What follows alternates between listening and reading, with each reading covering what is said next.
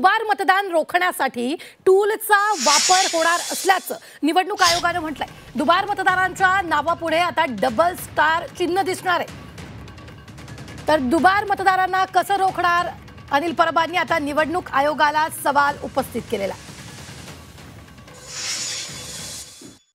संभाव्य दुबार नावाबाबत राज्य निवडणूक आयोगाने पूर्ण दक्षता घेतलेली आहे। राज्य निवडणूक आयोगाने त्यांच्या सिस्टीमवर टूल विकसित केलेला आहे आणि या टूलच्या माध्यमाने प्रत्येक नगरपरिषद नगरपंचायतीमधील प्रभागामध्ये संभाव्य दुबार मतदार हे डबल स्टार असे चिन्ह त्याच्या पुढे आलेले आहे।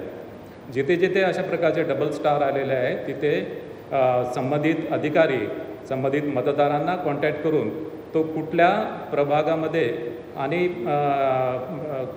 कुठल्या मतदान केंद्रामध्ये तो मतदान करेल याची माहिती घेईल। त्यासोबत त्याचं नाव, त्याचं लिंग, त्याचं फोटोग्राफ आणि त्याचा पत्ता या सर्व बाबीसुद्धा तपासेल।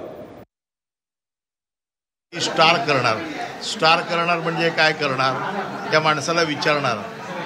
आता जी माणसं दुबार तिबार यांना सापडतील कशी, याची प्रोसेस काय हे कोणालाही माहीत नाही।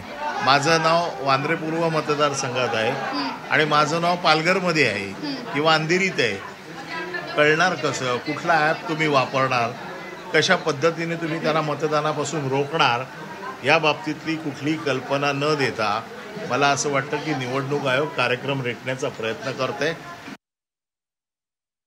2 स्टार असणारे किती लोक, 3 स्टार असणारे किती लोक, 4 स्टार असणारे किती लोक, यांची यादी पुढच्या काही दिवसांमध्ये तुम्ही जाहीर करणार आहात का?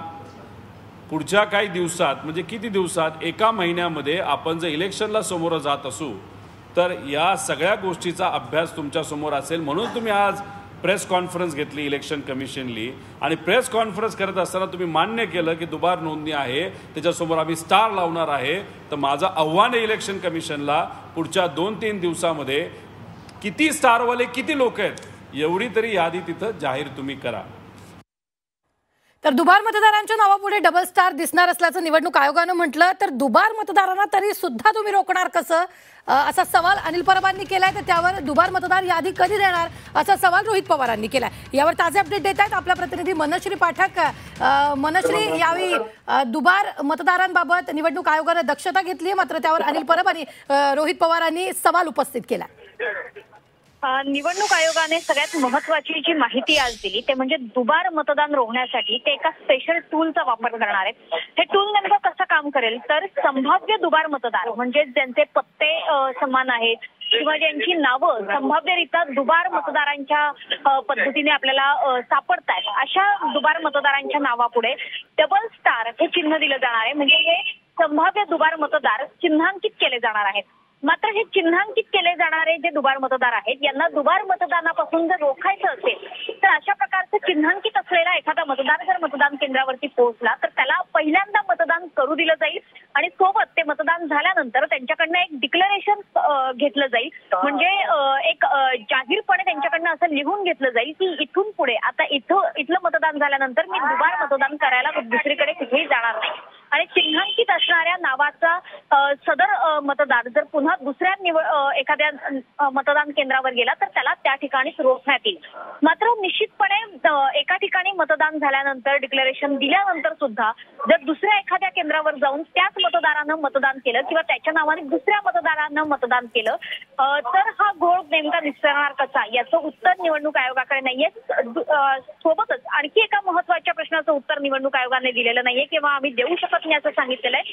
ते म्हणजे अशा प्रकारे दुबार मतदारांची म्हणजे चिन्हांकित केलेल्या डबल स्टार मतदारांची संख्या नेमकी किती आहे याचं उत्तर निवडणूक आयोगाकडे नाही। आम्ही डबल स्टार तर केलेले आहे संभाव्य दुबार मतदारांना, मात्र त्याची संख्या आम्ही सांगू शकत नाही असं उत्तर निवडणूक आयोगाने पत्रकारांना दिलेलं आहे। त्यामुळे निश्चितपणे अनिल परब यांनी ज्या पद्धतीने प्रतिक्रिया दिली आहे किंवा आणखी काही राजकीय प्रतिक्रिया समोर येतात। मनश्री, धन्यवाद ताजे अपडेट देण्यासाठी। आम्ही वेळोवेळी तुमच्याकडून या संदर्भातले ताजे अपडेट घेत राहणार आहोत। तर निलेश लक्केरी काय म्हटलेलं आहे पाहूया। कमी झाला पाहिजे म्हणजे दुबार नाव, असंख्य नाव दुबार आहेत। एका मतदाराचे 8 ठिकाणी नाव आहेत बरेच जो मतदार यादीमध्ये जो स्कॅम्प आहे तो क्लिअर करा, मतदार यादी पारदर्शक करा आणि नंतर निवडणुका घ्या, हा आमचा सगळ्यात महत्वाचा मुद्दा होता. तरीही निवडणूक आयोगाने आता काहीतरी जाहीर केले. निवडणूक आयोगाने विशेष करून आमचं म्हणणं ऐकून घेणं गरजेचं होतं आणि त्याचं निरसन करूनच निवडणुकीला सामोरं जायला पाहिजे होतं, तर ते कुठेही ऐकलं नाही. हे सगळी दडपशाही चालू आहे.